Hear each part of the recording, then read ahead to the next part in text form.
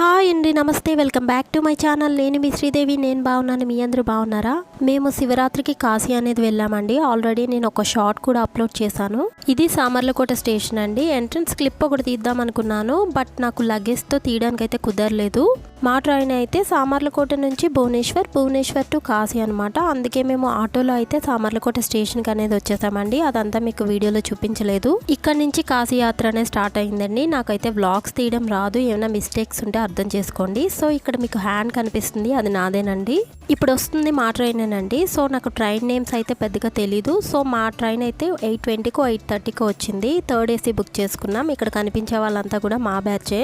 మా ట్రైన్ అయితే స్టార్ట్ అయిపోతుందండి. ఈ క్లిప్ అనేది మా అన్నయ్య తీశాడు. వీడియోస్ తీయడానికి అయితే ట్రై చేశాను, కానీ నైట్ టైం కాబట్టి అస్సలు క్లారిటీ లేదండి. మీరు ఇప్పుడు చూస్తే అర్థమవుతుంది కదా, ఇదే విధంగా పడుతుంది. అందుకే ఇంక వీడియోస్ అయితే తీయలేదు. నెక్స్ట్ మేము ఫుడ్ అనేది తినేసి తర్వాత కొంతసేపు హౌసీ అనేది ఆడుకున్నాం. తర్వాత ఇంకా నాకు ఫుల్ హెడేక్గా ఉందండి. ఇంకా 10:30 ఆ టైంకి అయితే నేను పడుకుంటానని చెప్పి వచ్చేసి పడుకున్నాను. ఎర్లీ మార్నింగ్ 4:30కి అయితే నేను లేచానండి. మా ట్రైన్ వచ్చేసి 6 కల్లా భువనేశ్వర్లో దిగుతామన్నారు. ఒక హాఫ్ అన్ అవర్ ముందే 5:30కి అయితే మేము అక్కడ దిగిపోయాం. ఇక్కడ కనిపించే బ్యాగ్స్ వచ్చేసి ఫుడ్ లాగేజ్ అండి. నైట్ వచ్చేసి మేము పులిహార తిన్నాం. టిఫిన్ చేసే వాళ్ళకి గారెలు అండ్ చపాతీ అయితే చేశారు. చపాతీ అనేది కొంచెం ఎక్కువ క్వాంటిటీ చేశారు. నెక్స్ట్ డే కూడా ట్రావెల్ చేయాలి కదా, చపాతీ అనేది పాడవదని చెప్పి చేశారు. భువనేశ్వర్ నుంచి కాశీకి ట్రైన్ వచ్చేసి 12:20కి అండి. ఇంకా మనకి 7 అవర్స్ టైం అయితే ఉంది. ఈ భువనేశ్వర్లో కొన్ని టెంపుల్స్ అయితే ఉంటాయంట. ఈ స్టేషన్లోనే ఫ్రెష్ అయ్యి ఆ టెంపుల్స్ అయితే చూసుకుని వచ్చేలాగైతే ప్లాన్ చేసుకున్నామండి. బట్ మా నాన్నలకి ఏంటంటే ఇక్కడ వాష్రూమ్స్ అనేది కన్స్ట్రక్షన్ జరుగుతుంది. సో మేము అందుకే వెయిటింగ్ హాల్కి అయితే వెళ్ళామండి. ఏసీ వెయిటింగ్ హాల్కి వెళ్ళాం, కానీ ఎక్కడ ఖాళీ లేదు. ఫుల్ రష్, కూర్చోడానికి కూడా చోట్లేదు, అంత రష్గా ఉంది. వాష్రూమ్స్ కూడా లేడీస్కి 2 జెంట్స్కి 2 ఇచ్చారండి. మేమైతే ఒక 25 మెంబర్స్ దాకా ఉంటాం. ఇంతమంది స్నానాలు చేయాలంటే ఎంత టైం పడుతుందో చెప్పండి. సో మేమంతా కూడా స్నానాలు చేసి వచ్చేటప్పటికి 10 అలా అయిపోయింది. సో ఆ టైంలో టెంపుల్కి వెళ్ళి వస్తే ట్రైన్ మిస్ అయిపోతామేమో అని చెప్పి ఇంకా వెళ్ళకూడదని డిసైడ్ అయిపోయాం. తర్వాత టిఫిన్ అనేది చేసేసి ఇంకా 2 అవర్స్ అయితే ఉంది కదా, హౌసీ అనేది ఆడుకుంటున్నాము.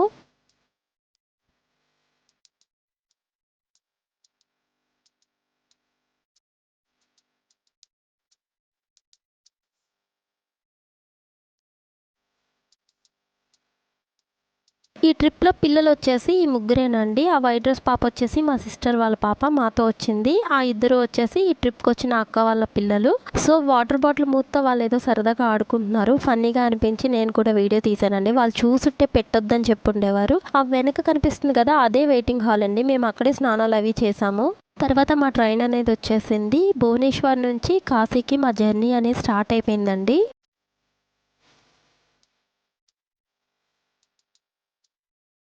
ఇది వచ్చేసి హిజ్లీ స్టేషన్ అండి. ఇది ఎక్కడో కూడా నాకు తెలీదు. జస్ట్ నేను వీడియో అనేది స్టార్ట్ చేసేటప్పటికి స్టేషన్ అనేది వచ్చింది. మీకు ఎవరికైనా తెలిస్తే నాకు కామెంట్ సెక్షన్లో కామెంట్ చేయండి. ఇక్కడ ఏంటంటే వాటర్ కూడా ఫిల్ చేస్తున్నారండి. ఏసీ ట్రైన్స్లో ఏంటంటే మనకి వాటర్ ప్రాబ్లం ఉండదు. నెక్స్ట్ ఏంటంటే బయట డిస్టర్బెన్సెస్ అనేది మనకు అస్సలు వినిపించవండి. డిస్టర్బెన్స్ లేకుండా జర్నీ జరగాలనుకుంటే ఏసీ ట్రైన్ అనేది బెస్ట్ అనిపించింది. నేను సెకండ్ టైం అండి ఏసీ జర్నీ అనేది. లాస్ట్ టైం వచ్చేసి విజయవాడ నుంచి కాకినాడ, అది నైట్ టైం కాబట్టి ఆ జర్నీ అనేది పెద్దగా తెలియలేదు. సో లాంగ్ జర్నీ కాబట్టి ఏసీకి స్లీపర్కి డిఫరెన్స్ అనేది తెలిసిందండి. సో లాంగ్ జర్నీ ఎప్పుడు కూడా మీరు ఏసీకి ప్రిఫర్ చేశారంటే మీకు కంఫర్ట్గా అనిపిస్తుంది.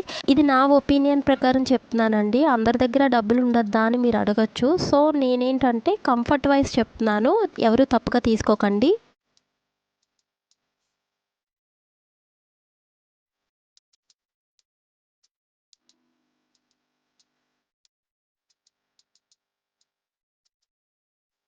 ఇంకొక హాఫ్ అన్ అవర్లో అయితే మనం కాశీ రీచ్ అయిపోతామండి. ఇక్కడ కనిపించే బ్రిడ్జ్ దాటిన తర్వాత ఒక 20 మినిట్స్ జర్నీ ఉంటుంది అనుకుంటా. ఈ కనిపించేదే గంగా నది అండి. నేను రైట్ సైడ్లో ఉన్నాను కదా, అందుకే మీకు ఇటు సైడ్ ఘాట్స్ అనేది కనిపించదు. లెఫ్ట్ సైడ్ విండో నుంచి తీస్తే మనకు క్లియర్గా తెలుస్తుంది. అందుకే ఆ అమ్మాయి నేను తీస్తానులే అక్క అని చెప్పి ఫోన్ తీసుకుని అక్కడ నుంచి తీస్తుందండి. ఇక్కడ కనిపించేవన్నీ కూడా గంగా నది ఘాట్సేనండి. సో మనకి ఫోన్ జూమ్ చేస్తే క్లారిటీ అనేది మిస్ అవుతుంది. అందుకే తను నార్మల్గానే తీసింది. కొంచెం డిస్టెన్స్ ఎక్కువ ఉండడం వల్ల మనకి మనకి క్లారిటీ అనేది తెలియట్లేదు. కొంచెం దగ్గరికి వచ్చిన తర్వాత చూస్తున్నారు కదా, ఇక్కడ బోట్స్ అవి కనిపిస్తున్నాయి. ఇవన్నీ కూడా మనకి బోటింగ్ లో తీసుకెళ్తారండి. ఈ ఘాట్స్ అన్ని కూడా చూపిస్తారు. ఇక్కడ నుంచి అయితే మనకి టెంపుల్ అనేది కనిపించదండి, ఎందుకంటే ఘాట్స్ మధ్యలో ఉంటుంది. మనకి డిస్టెన్స్ ఎక్కువ ఉంది కాబట్టి మనకి టెంపుల్ అనేది కనిపించదు. దగ్గరికి వెళ్ళాక తెలుస్తుంది. ఈ గంగా నది ఘాట్స్ ని చూసేటప్పటికే నాకు డివోషనల్ ఫీలింగ్ అనేది అప్పుడే వచ్చేసింది. నాకు పర్సనల్ గా కూడా శివుడు అంటే చాలా చాలా ఇష్టం. సో మనం కాశీ రైల్వే స్టేషన్ కి అయితే రీచ్ అయిపోయామండి. అక్కడ బోర్డు మీద వారణాసి అని రాసుంది చూడండి.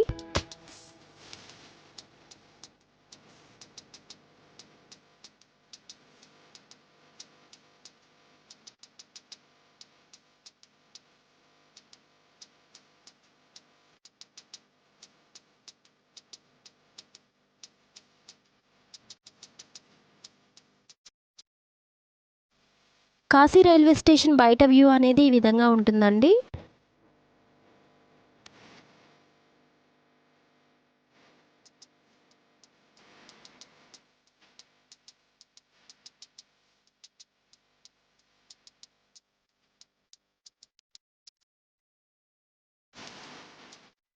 రైల్వే స్టేషన్ నుంచి రూమ్స్కి అయితే వెళ్ళిపోతున్నామండి. ఇక్కడ నుంచి ఆటోస్ అనేది మాట్లాడారు. ఆటోకి 5 మెంబర్స్ దాకా ఎక్కాము, అంటే లగేజ్ కూడా ఉంది కదా.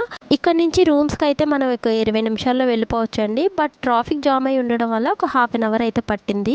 ఆటోకి 250 రూపీస్ అయితే ఛార్జ్ చేశారండి, అంటే పర్ హెడ్ 50 రూపీస్ పడినట్టు. వెళ్ళే ప్రతి చోటికి ఛార్జ్ ఎంత అవుతుంది అనేది నాకు తెలియదండి. నాకు తెలిసినవి అయితే చెప్తున్నాను, మీకు ఏమన్నా యూజ్ అవుతుందేమో అని. ఇక్కడ నుంచి మ్యూజిక్ అనేది యాడ్ చేస్తున్నాను, చూసేయండి. ఏమైనా బోర్గా అనిపిస్తే మాత్రం స్కిప్ చేసేయచ్చు. కాశీ గురించి తెలుసుకోవాలి, రోడ్స్ ఎలా ఉంటాయి, షాపింగ్ ఎలా ఉంటుంది, స్ట్రీట్ షాపింగ్ ఎలా ఉంటుంది అనేది తెలుసుకోవాలని ఇంట్రెస్ట్ ఉన్న వాళ్ళైతే ఈ వీడియో అనేది స్కిప్ చేయరని అనుకుంటున్నాను. నాకైతే తెలియని ప్లేస్ గురించి తెలుసుకోవాలనుకున్నప్పుడు అన్నీ కూడా స్కిప్ చేయకుండా చూస్తానండి. సో నాలాగా ఎవరైతే ఆలోచిస్తారో వాళ్ళ కోసం అయితే నేను తీసిన వీడియోస్ అన్నీ కూడా ఇంక్లూడ్ చేసేసాను. సో కాశీ గురించి ఆల్రెడీ మీకు ముందే తెలిసిన లేదా బోరింగ్గా అనిపించిన స్కిప్ చేసేయండి.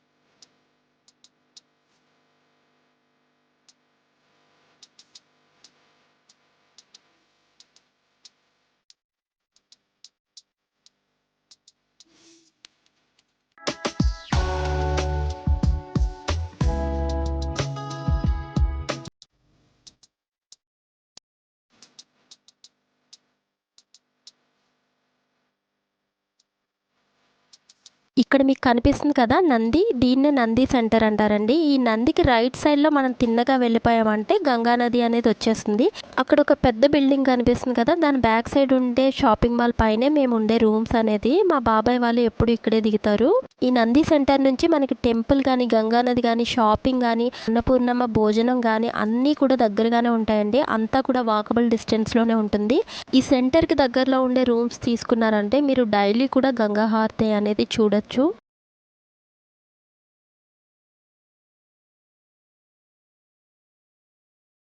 మా రూమ్స్ కిందే ఉండే ప్లాట్ఫామ్ మీద అయితే నుంచున్నామండి. మాకైతే అప్పటికి తెలీదు దీని పైనే రూమ్స్ అనేది. నార్మల్గా ఇక్కడ నుంచోమన్నారేమో అనుకుని నుంచున్నాము. ఇదంతా కూడా స్ట్రీట్ షాపింగేనండి. ఇక్కడ హ్యాండ్ పర్సెస్ అనేది ఎంత బాగున్నాయో చూసారు కదా. ఈ పోట్లీ బ్యాగ్స్ అనేది మనకి నార్త్ సైడ్లో ఎక్కువ యూజ్ చేస్తారు. నేను తర్వాత వచ్చి హ్యాండ్ పర్స్ తీసుకుందాం అనుకున్నాను కానీ అక్కడ లేదండి. ఈ ఎదురుగా ఉన్న లైన్ నుంచి స్ట్రైట్ వెళ్ళి లెఫ్ట్ తీసుకుంటే అక్కడ స్టెప్స్ అనేది వస్తాయి. మన రూమ్స్ పైనే ఉంటాయండి. కిందంతా కూడా షాప్సే ఉంటాయి. మన రూమ్స్ పైకి వెళ్ళడానికి ఇదొక రూట్, అలానే షాప్స్ మధ్యలోంచి ఇంకొక రూట్ కూడా ఉందండి. ఇక్కడితో అయితే ఈ వ్లాగ్ అనేది ఎండ్ చేసేస్తున్నాను. నెక్స్ట్ వ్లాగ్లో కలుద్దాం. నెక్స్ట్ వ్లాగ్లో వచ్చేసి గంగా నదికి కొన్ని టెంపుల్స్కి అయితే వెళ్ళామండి. అంటే మృత్యుంజయ టెంపుల్, కాలభైరవ టెంపుల్, కవ్వలమ్మ టెంపుల్కి వెళ్ళాము.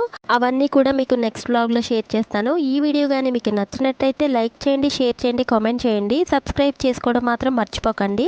పక్కనున్న బెల్ ఐకాన్ క్లిక్ చేస్తే నా ఫర్దర్ వీడియోస్ అనేది మీకు ముందుగానే నోటిఫికేషన్ అందుతుంది. Thanks for watching this channel.